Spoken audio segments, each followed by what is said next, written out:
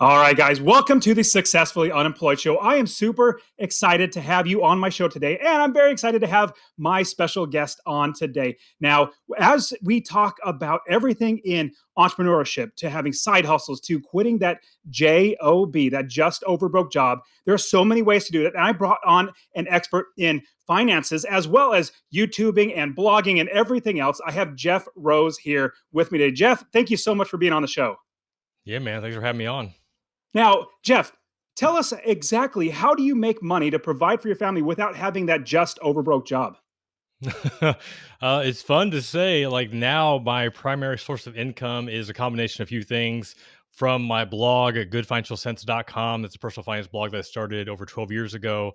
On top of that, I freelance write here and there. And then also I have my YouTube channel, which is another revenue stream and also like my creative outlet that I love creating content for. That's terrific. Now, the YouTube channel, it seems like it's doing really well, at least subscriber wise. I mean, once you get, I don't know, 5, 10, 20,000, then 50,000, then you kind of get, if you keep publishing, you have a lot. Now you have a good amount of subscribers now and you have a good presence online, but you didn't have that always. What were you doing before? Like, you're just a normal person, just like everybody else. We're just trying to make a living, provide for our family. So, what were you doing before, and how do you get that switch into being more online? Yeah, so the normal job that I had, I was a financial advisor. Started that job right out of college, and was a financial advisor actually for 16 years. Somewhere around the middle of that journey is whenever I left my old brokerage firm and then started the blog as a way as a marketing tool, basically. And this was a time. This is back in 2008 ish when I didn't know anything about blogging, didn't have any social media accounts whatsoever, but I recognized that, oh, this might be a way to really stand out from everybody else. So I began the plunge and started the blog and self-taught myself on basically how to write, but also to understand like SEO and online marketing. And it was a fun journey, a hard journey, and then eventually end up leading to the YouTube channel as well. So did you quit your job first before you had income coming in from like being your own self, like your own certified financial planner? Like, how did that work out to where you actually said, you know what, I'm going to leave this, that steady income? Yeah, it was it took a while for me to do that. And I was actually I had a job that for the long time like I didn't hate. So I did work for a brokerage firm for like 5 years. I left, went independent. So I basically ended up becoming my own boss. So like I was the CEO, founder, like I didn't have a boss, so like I made my own hours, took my vacation, and that was a lot of fun. But then it got to the point where it just became a broken record of me having to explain to every single client why the market was down 1% and having that same conversation with like 150 different people. And it's like, I just want to record like record a podcast, and like, here, listen to this, and let me know if you have any questions. But unfortunately, like, that's not how it works. So I would just have to spend time on the phone or in person talking with people. And I just got the point where like, man, I just don't have it anymore. And that time, the blog had continued to grow, the YouTube channel continued to grow. I hit a point where, I mean, this is actually crazy to admit this, but I had a point where my online business was making double what my financial planning practice was. And I still wasn't comfortable leaving yet. And I mean, sure, many of your community struggle with the identity of like, that was me, that was my job, that was my career. Like, I didn't know anything different. And it wasn't so much like losing the money. It was like, that's who I was. That's who people knew me as. And we just moved to the Nashville, Tennessee area a couple years ago. And so back where we used to live, small town, Illinois, some people knew I had a blog. They had no idea the amount that it was bringing in. Everyone knew me as the certified financial planner. So it was like trying to tell people they're like, oh, I'm going to actually quit my practice, sell my practice, and do my blog full time. I would have been met with a lot of, wait, what? You're going to do what? Like, do you need help? I know a good counselor. Like, you need some therapy. But it was one of those, moving here, having 4 kids, and just want to make sure that I was making the right decision. And the funny thing was, like, my wife I'm definitely more the risk taker.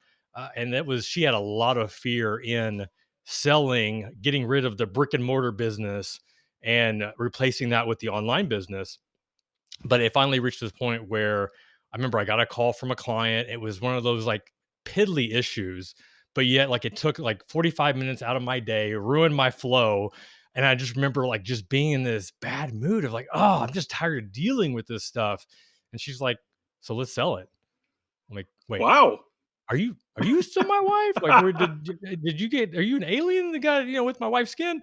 And she gave me the green light, what I needed to sell, and that was gosh, probably about 2 years ago.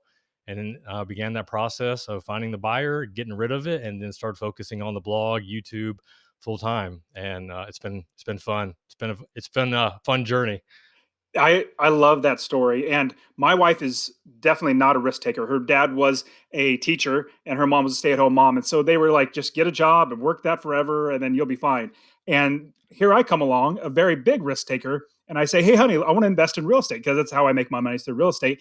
And I said, "I want to take all of our money. We just got married. I want to take all of our money, like $10,000, $15,000, and invest in real estate." She was so against it; it was horrible. I had to eventually I got her around to eventually say yes. And it was really hard though. But what's great is now 30 plus properties later, recently I bought three single family homes and a duplex. And instead, the very first time I told her, it's like, okay, let run you through the entire deal, walk you through everything, how we're going to run it, how we're going to do everything. And then I just bought three single family homes and a duplex. I said, hey, babe, just came in the door one day. Hey, I just bought three single family homes and a duplex. She's all, okay, because the business has proven itself. But Yeah. leaving that job, I resonate with you. It is, you're leaving that something that's for sure to something that might not be for sure. So kudos for you. Now, with the, if you're thinking about, or somebody's thinking about, well, I would like to follow in Jeff's shoes, where I love the idea of YouTubing, but should we just do YouTube or should we also have a blog as well? Do they go hand in hand? Should we have a podcast? What are your thoughts about all these different mediums that we should probably go after? Yeah, so it's a great question, and there really isn't a right or wrong answer. I can tell you my story in the sense that with the blog, Good Financial Sense, I had been blogging for several years, and then I got a taste of a Google algorithm update. And for those that don't have a website, basically what happens is Google does these updates trying to clean up the I search hate those. engines. Yep.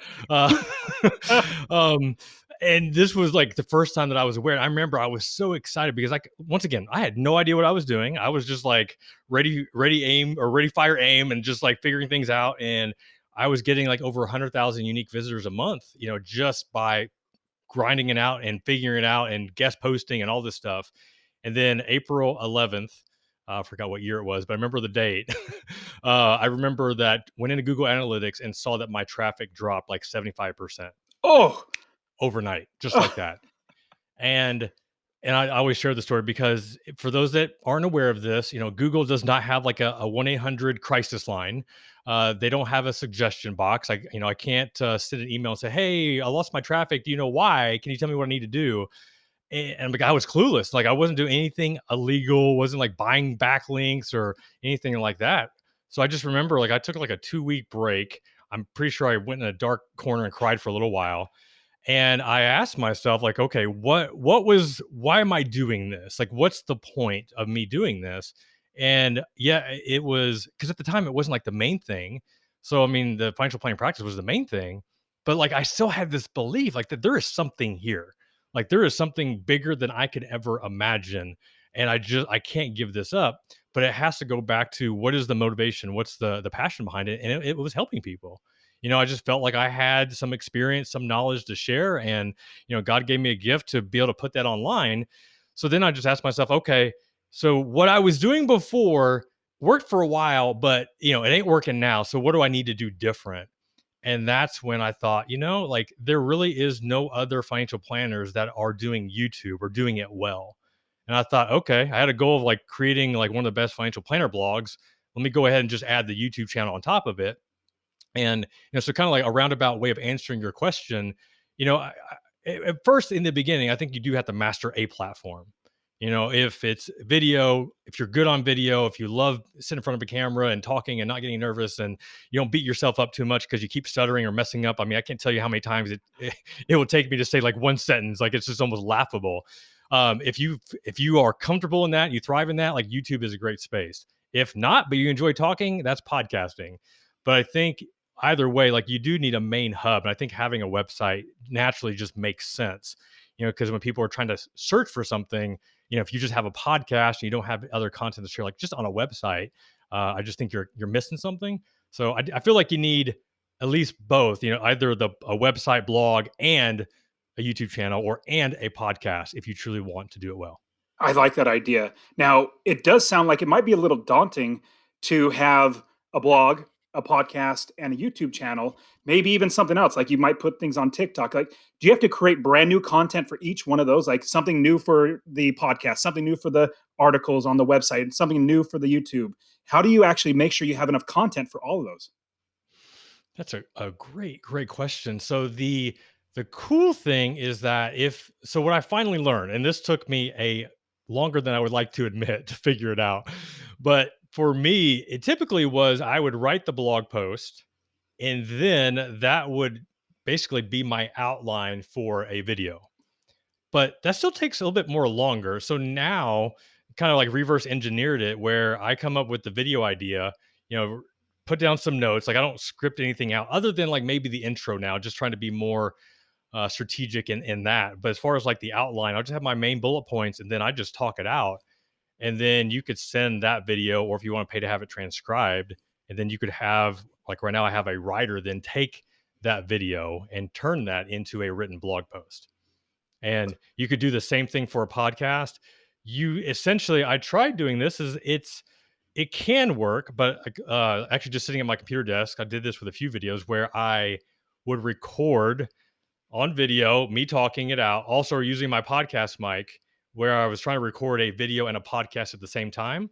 The only thing I did different was I did different intros for each, since it's going to be different, like, hey, welcome to my YouTube channel, blah blah. I it's hard for me because I do feel like a YouTube audience is different than a podcast audience. Yes. Because like I like throwing in memes, and sometimes I could get really close on the camera or just say like stupid things just to kind of get a laugh, or kind of like just break up, have some pattern interruption. Doesn't make as much sense on a podcast. So I mean, there are people that can do it. It just really depends on what you're trying to do. But I know that we're talking mainly about YouTube here, and with YouTube is, if you're going to do YouTube, then you got to do YouTube, meaning that you are creating content for the YouTube community. And that's some lessons I learned, which I can share. But yeah, so like you can try both, but if you're just going to try to dabble in each, then not saying you can't have success, but I don't think you're going to have as much success if you're trying to do a little bit here, a little bit there. For me, I went all in with the blog and did that for a number of years before I started the YouTube channel and the podcast. I think that is great, great advice that you should, as best you can, master one first and then move into the other. Because if you don't really know what you're doing in, let's say, podcasting, how people listen to podcasts, what you want your style to be on the podcast, and what you normally say, what you don't say, and things like that. If you don't know that and you're just saying, let me do the article, the podcast, and the YouTube all at once, you might be missing some things. And I know from my YouTube channel to the podcast, they're totally different. Like you said, like the way you say things and how you do things and all that sort of stuff. Like on my podcast, I talk a lot more than in my YouTube. YouTube is just like fact, point, point, point. The podcast, it's more like, hey, I know I got you guys for 30 minutes. Let's just chat. Yeah. And so there's a little nuances between the two. Now let's take the idea. Now I love the idea of you utilizing the same content in all three places. I think it's brilliant that now you have the bullet points, talk it out, and it's your content, which is what you want on your articles. And you have somebody either write the article from that because their content's already there, as well as you could even transcribe it, but you're using the same content. I love that idea. Now let's talk about YouTube, because YouTube, it seems like there's a lot of room for growth for everybody in YouTube. If we were to get started doing YouTube, what other than like the technology, like getting, because literally you could use your phone and the microphone on the phone's fine, all that sort of stuff. Outside of the technology, what would you say that we should do? Because starting from zero with no subscribers, how do we then get started and break into YouTube and do it right? What's the first few steps that you would suggest? Man, this is why it's so funny, because like blogging is my thing. Like I love YouTube, but I see these other young gunners, these millennials, talking about personal finance that are crushing me on YouTube. I have so much shame about that. But the thing about blogging though is that it does take a much longer time where you're actually gonna like be found in a search engine. it's just you got to acquire backlinks and you got to write content, publish content consistently. There's outreach involved. Once you get it and you build it, the cool thing is like it is, yeah, I'm gonna say passive, but like it is sustainable, because like you're just building a foundation that you can keep adding to and keep adding to. But with YouTube, I mean, man, like I've seen people that create like a new video and like they're so new, have less than like 1,000 subscribers, maybe less than 100, but yet all of a sudden, if you create the right piece of content and people will explode that video, all of a sudden now like you can hit trending, you can get recommended by YouTube, you can be one of the next to watch list because it's had such good engagement. And I think that's why, obviously, it makes sense because to crack the YouTube code, I mean, you got to be good on camera. You got to have a good message. It has to be entertaining, also useful or helpful. A good thumbnail. I mean, there's good production, somewhat good production quality. Just good video, good lighting, good audio. It doesn't have to be like some crazy theater camera. But I just feel like as a new creator, you have the potential to make a bigger splash on YouTube than you do on a blog. Now, is that as sustainable as a blog? I mean, that's debatable. But as far as like actually getting found, getting seen. And I think that was a really long answer to your question, but I think that the easiest, and that's the thing, it's the easiest things that you can do is that you go to a channel, a YouTube creator that you like or that you emulate that's talking about something that you think you're going to talk about, is that you look at what's their most popular videos. Find out like which ones had the most views, then watch that video, take some notes, see like what they're saying, how they're presenting it, look at the thumbnail, see what's recommended by YouTube from that video, check out some of those videos, see what they're doing. I mean, it's just like it's all given to you. Like the market research, you don't have to buy like a Ahrefs or a SEMrush, and do like look at backlink profile of a site and see what it's like. Which that's what I do for websites, but for YouTube, it's like you don't have to buy any of these tools because like you just start clicking around and you start seeing and taking notes, and that's how I've seen a lot of people. I mean, that's really how I gained. I'm trying to think. There's a few different examples, but yeah, like one of my videos, actually the first video I did on passive income was I looked at a few other videos that did a similar topic, and I just recreated it under my own, how I would say it, and then turns out like that one got like 2 million views. I have not experienced that since, but it was fun, and I'm still going to enjoy it while I can. But I essentially like that's what I did. That is awesome. And I completely agree with you that YouTube, the platform itself, will literally show you what you should do. If you just find somebody that's in the same space or doing something that you really like, then listen to them, see what they're doing. It's really brilliant. And the thought that comes to my mind is if we're going to be putting out videos on YouTube, definitely we want to make sure we have good lighting or at least decent lighting so it doesn't look horrible. Audio, we know, is hopefully everybody should know that if you have bad audio, it's going to be hard for people to want to continue to watch the video. So you want to have really good audio. Now, let's talk about a little bit about the content and then talk about like upload strategy, like how often should we upload. So content wise, what should we talk about? Like, let's say we don't know what we want to actually have a YouTube channel on. What should we go after so that we can actually have sustainable growth, or at least we can keep doing YouTube for a long time? Yeah, I think it really depends, obviously, on the niche. Like, what are you talking about? What's the channel about?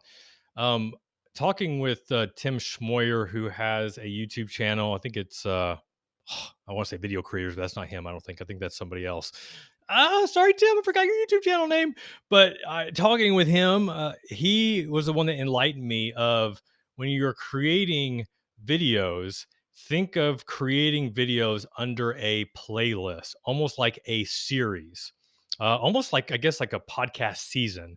So, as an example, oh, you can't see. Sorry. If you saw the post-it notes that you can't see because you're standing in the way, is basically I finally started doing this. I kind of did it, but like I went back and I'm redoing this where I'm creating a playlist of passive income videos, and it's almost like you don't have to watch them in order, but you definitely could, and they all kind of make sense. They all kind of feed off of each other. And for those that are familiar with like a sales funnel, I would say it's almost comparable in a way. Like you're almost creating a sales funnel. Not, and maybe you don't have a product to sell at the end, maybe you have an affiliate you want to recommend, but either way, like you're piecing them each together so that they all kind of work with each other.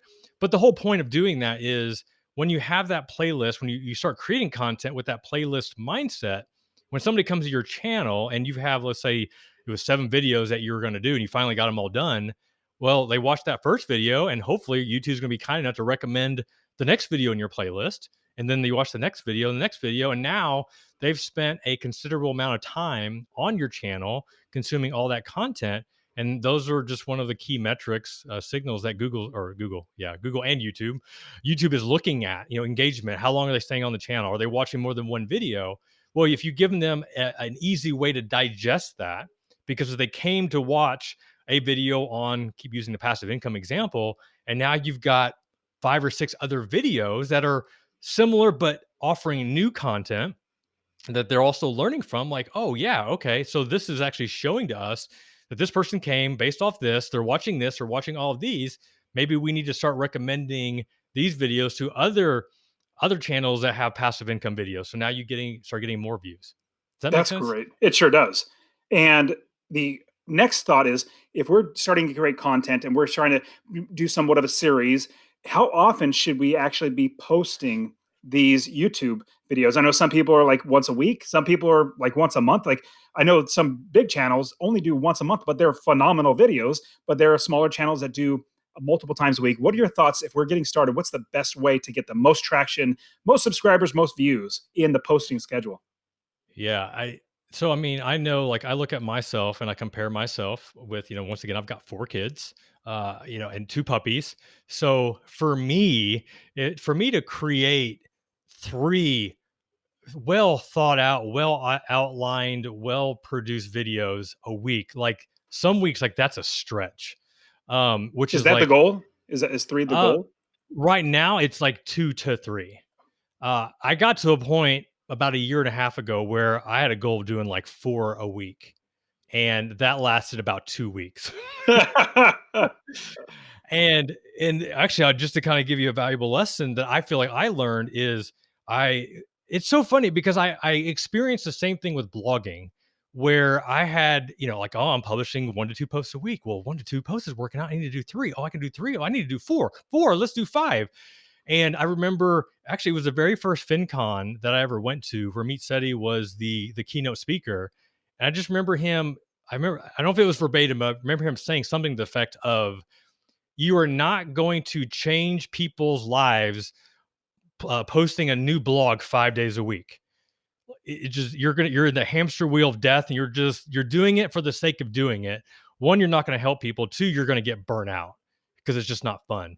And I'm sure we've seen YouTube creators get burnt out. I can't think of names, but I've seen some that just kind of walk away because they just couldn't do it anymore.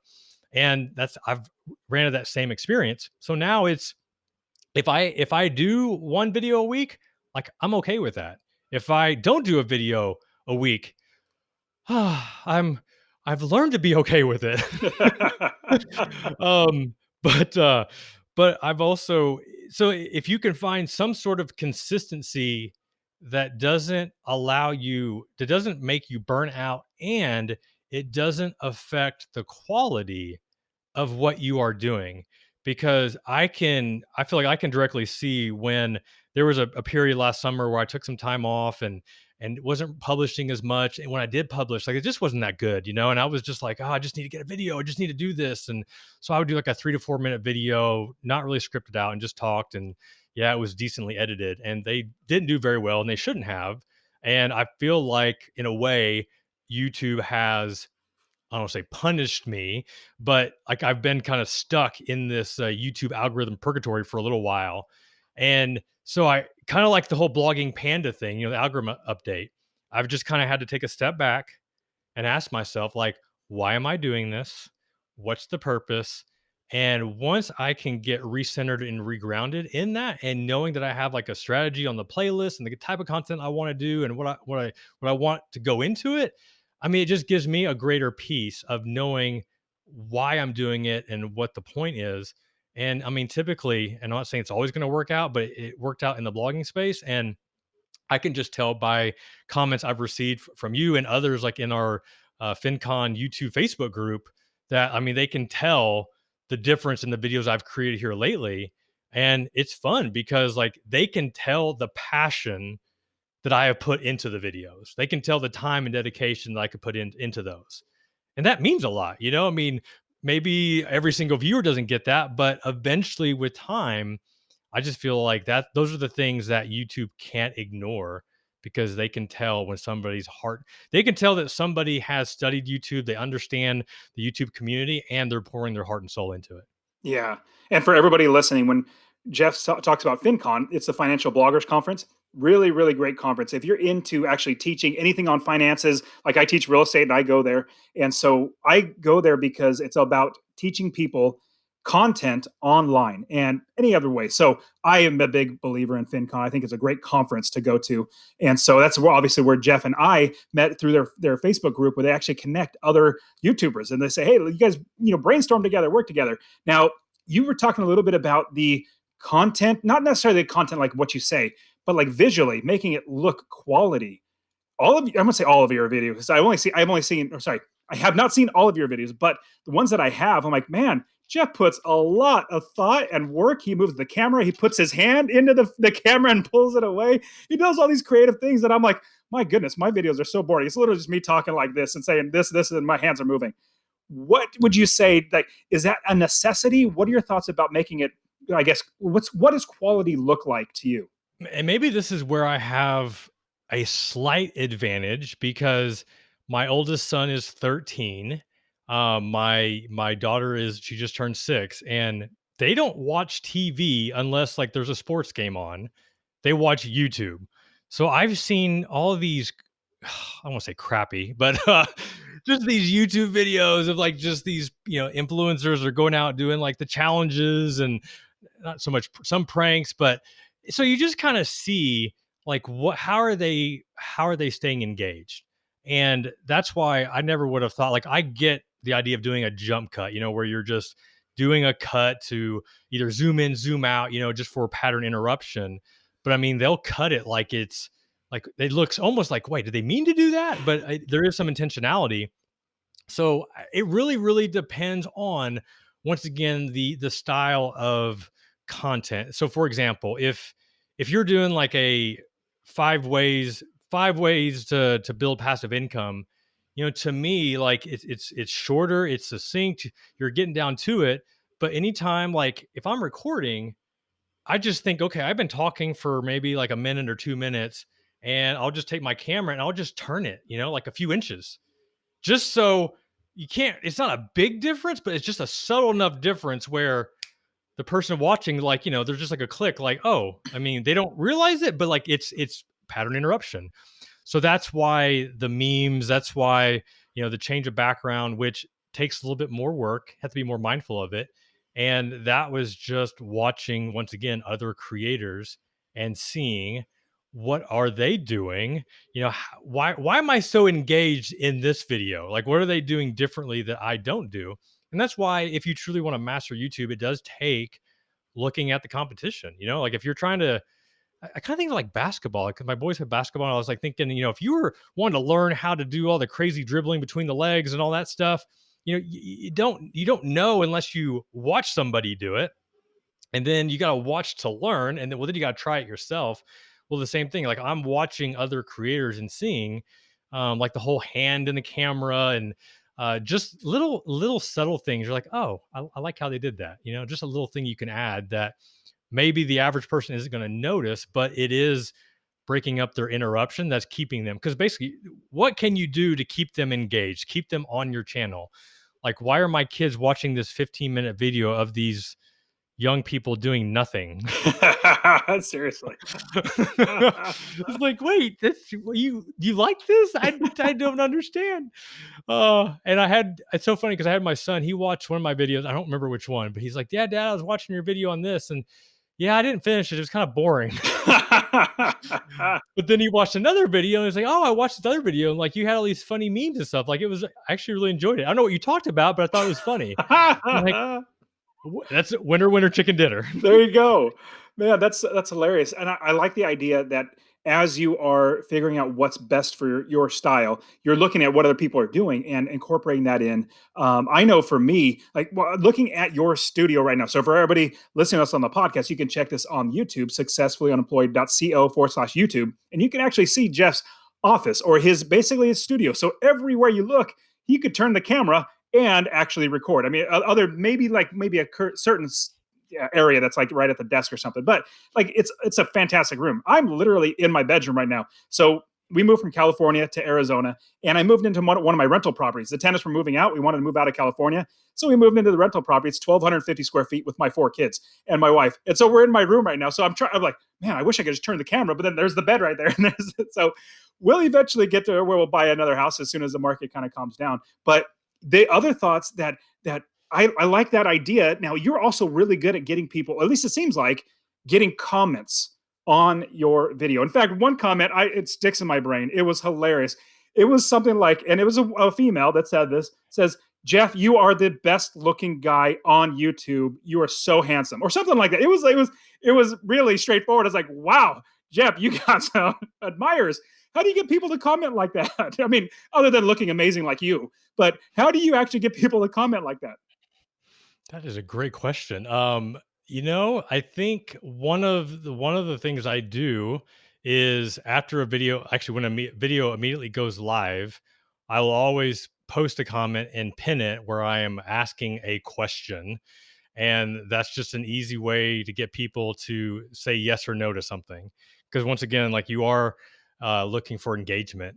Sometimes I don't do this as often as maybe I should, but like in the video, asking a question, like just, what do you think about this? Let me know in the comments below. Almost like if you're doing like a live, like a Facebook live or some sort of live stream, or a webinar where you're asking people, like, where do you live? Like, what do you think about this? Let me know in the comments. Anytime you do that, that's typically that helps out. But yeah, that I guess the other thing as well is I typically will reply to the comments like within like that first day or two, or actually have my assistant help me out and comment as well, and just so that people feel like, hey, they're coming and they're actually engaging with me. Like, oh, he's actually answering. He's here. Like it's not just this fake guy like on YouTube. Like he's actually responding to comments. So I think it's just giving a reason for people to come back. Like, oh, they feel like it's almost like if you were on like a game show or a TV show or I don't know, and somebody called your name and you got a chance to engage with them, like, oh, that would mean something. I got to talk to this, the host. Like that was awesome. So anything I can do like that just to keep people engaged and feel like they're a part of the community. And you're almost training your viewers that you can comment, like please comment because I'm going to be there, and you're constantly doing it because when you have subscribers, they're hopefully going to be seeing your videos over and over again. YouTube promotes it, they see it in their feed on their page, and so they're going to see it, and then they've already realized, hey, Jeff comments, so let me go ahead and put my 2 cents in there, which is really really good. I love that idea. Now switching a little bit to, if you are starting something and it seems like the first 1,000 subscribers it sucks. I mean, it takes forever. And that's like once you get over that hump of 1,000 subscribers, it really starts to, you can monetize, you start to, I guess, be certain, not necessarily so much in search, but also browse features. Do you have any tips or any suggestions on how to crack that to get, I mean, should we like email our grandma and say, hey, grandma, watch this video 100 times or something? Like what do you think we should do to get to where we get that 1,000 subscribers? Yeah, I would not be ashamed to ask anybody and everybody that I know to subscribe to my channel. I would have no shame in doing that because, like, of all the things you can ask somebody to do, you're just asking them to click a button. Um, Obviously, don't treat it like a network marketing, where you're like, just make sure you've got like a good relationship with that person. But then also with the videos, like asking people to subscribe. Like that's one of those things, like it feels kind of like, oh, I felt really weird at the beginning asking that. And now, like, sometimes I do forget until the end, but I also like when I plan it out, like I'll ask it in the beginning, like, hey, if you haven't subscribed yet, go ahead and, hit that subscribe button, hit that notification bell, all that good stuff. Because sometimes people just need reminded of like, oh, yeah, this is like the third video of this guy's I've watched. I realized I haven't subscribed yet. Let me go ahead and do that. It's like sometimes people just forget to even do that. So ask, whether it be on the video or the people that you know. And then after that, I think it's just a matter of producing content. Like once you start producing content consistently, oh, I would also say if there are any Facebook groups or any sort of groups of YouTubers that are all in a similar boat, like, man, like start subscribing to their channel, have them make sure you subscribe to them first before you start asking for them to subscribe to you. I think that's just a decent courtesy thing that many people don't do. But that was one of the ways. I think in the beginning, I remember I bought some course called Video Traffic Academy.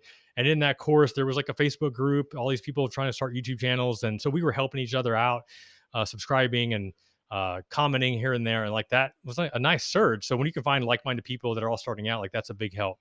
That's a great idea. I love that idea. Especially, there are plenty of YouTube groups that would be on Facebook or something that you could find and be a part of. Even like FinCom, the conference that we go to, even just something as little as a conference would have its own YouTube group, which is super cool to be a part of and encouraging people. Now, there's something that's come out recently with YouTube that I want to get your opinion on, and it seems like it might be pretty good. It almost might be a game changer for a short while. So we all know that TikTok has been around for a little while, and TikTok's pretty popular. There's a lot of people on TikTok. In fact, that's like, 1 minute videos that are really, really fast and somewhat entertaining, sometimes not.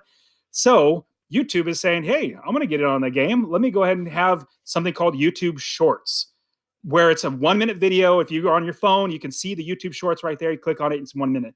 What are your thoughts about utilizing YouTube Shorts? Is that something that's like dumb, you shouldn't you, because it kind of shrinks the how amount of time somebody watches your video? Or is it something that might be really good? Yeah, like just because I saw, and I don't know how I even saw this, but whether it was in the Facebook group that you and I are in, I feel like I saw it right before that, where this guy was talking, showing some examples of a YouTube short. Basically, it was a video, vertical video of somebody tying a shoe, but the video was like 5 years old, and because it was a vertical format and it was less than 60 minutes, I guess YouTube was recommending it as like a YouTube short. So the thing had like 6 million views. It definitely got me thinking. I'll be first to admit, like I haven't got into TikTok. It was just like another thing that I was just like, all right, I can only do so much. And right now, like it's the blog, it's YouTube, a little bit of Instagram, Twitter, all that good stuff. So I want to say maybe that's the wrong strategy, but as far as with shorts goes, I'm interested. I'm curious. I'm not worried about the length of the video hurting like watch time and all that. Like I'm not worried about that at all.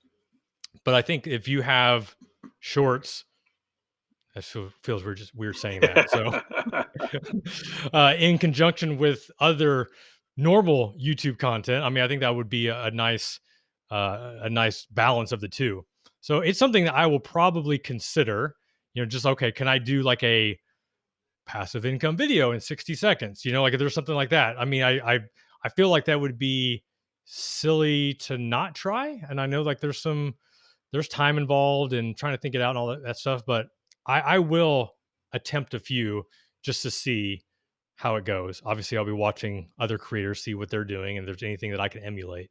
I think it would be silly not to try it because I think you might miss out. And I don't like to do things out of FOMO, but it, I'm already creating content, and it's like to me, it's like, okay, what do I already have that I can take that and then prune it down to like 60 seconds, like that. That's how I would do it.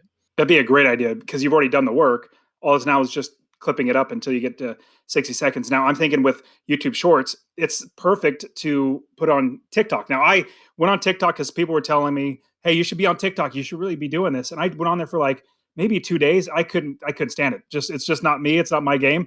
And now I'm thinking I'm starting to. So I've created 2 shorts so far. I'm like, these are perfect to upload to TikTok. I don't have to use TikTok. I can just upload it to TikTok. Maybe that might do something. It's Yeah.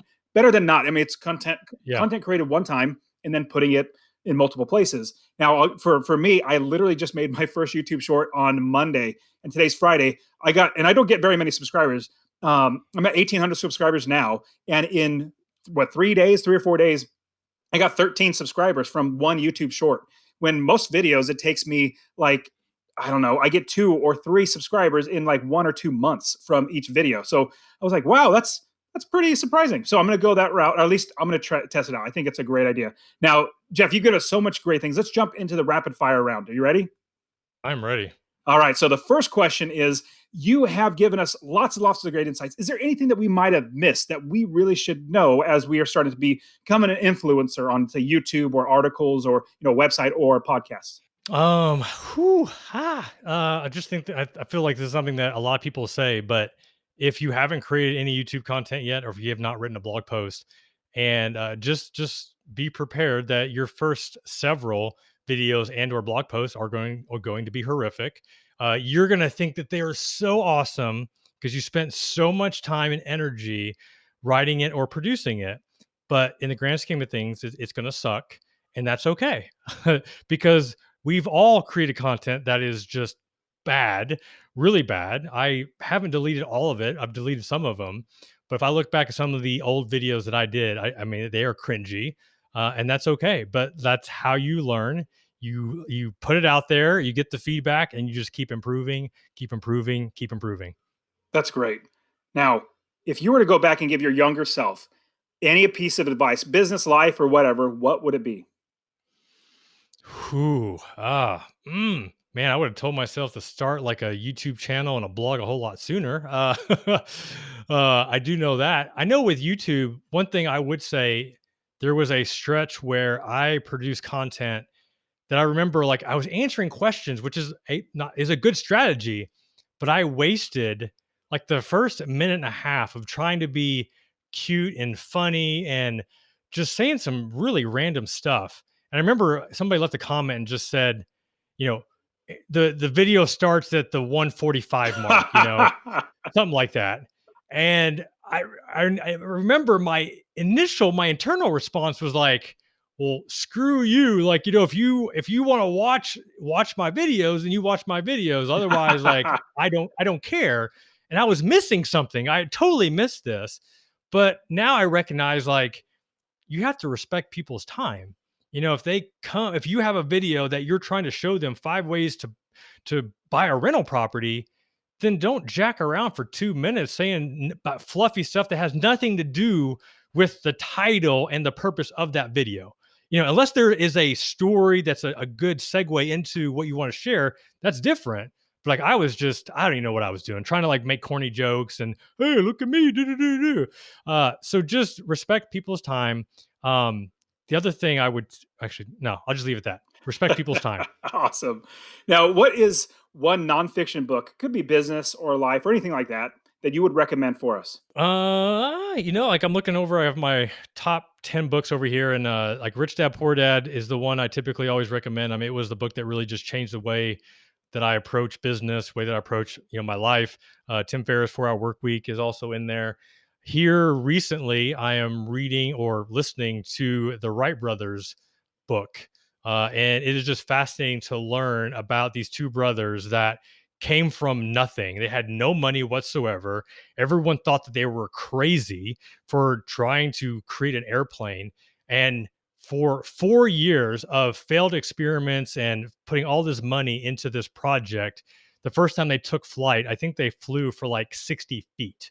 Took them 4 years to fly for 60 feet, and they kept going, they kept going. And I just think about that, of like all these people, all of that, they start a YouTube channel, they start a podcast, they start a blog, they start trying to invest into real estate. And after something doesn't work out here, and this doesn't work out, or their 10th video doesn't get any views, no, it didn't work out. Didn't work out for me. I mean, these guys did it for 4 years, and their first success was like flying 60 feet, and they were still broke. So it was just fascinating to like hear, just to remind me and to remind others, like, man, like, the ones that are the most successful are the ones that just stick it out and just have that grit to get through it. That's brilliant. I love that. Now, what is one, and it could be an app or a tool, it could be a pen and paper. Is there something that you use every day that helps you in life that you can share with us? Oh, I mean, you just set that one up. You didn't even know this. So I I loved my iPad. I loved the ability to write notes digitally, but man, I cannot have a iPhone and iPad and not get sucked into YouTube, internet, some stupid apps, right? So I just got this. I had the first one, and I can't remember. There's something about the first one I didn't like. So this is the sorry for those that can't hear or they can't see what I'm showing. This is the Remarkable 2, which it's a writing tablet, and it does have Wi-Fi connection in that I can send notes via PDF, but there is no internet browser. There is no apps, and it feels like you are writing on paper. And I am a firm believer in, if you are taking notes, if you are journaling, if you are outlining, I I can't, I can type, but there is a, and I'm sure there's some science to support this, but like pen to paper is, I think it's even proven, shows like there's just a connection between your brain and your fingertips, and putting that pen to paper that just ignites parts of your brain that typing doesn't do or talking doesn't do. And I am loving this. I am so loving this. Sorry, I feel like this is a Remarkable 2 commercial. Their support sucks, I'll say that, but the product is really good. That is super cool, man. I'll have to check that out because I agree. When I write things down, I remember it so much better than if I type it in a like Evernote or email or something like that. So that's a great idea. Now, Jeff, you give us so much great insights and advice. How can people find you? How can they, if they want to reach out to you or even just watch your YouTube channel, how can they find you? Yeah, well, the main hub is the blog, goodfinancialsense.com. That is CNTS.com. You can also hit me up on YouTube. Either search for Jeff Rose or search for Wealth Hacker. That is the YouTube channel name. And then I'm mostly active on Twitter. You can hit me up at JJeffRose, two J's, J Jeff Rose. Awesome. Jeff, thank you so much. You gave us so much great insights. I really appreciate your time. Yeah, man. Thanks for having me on.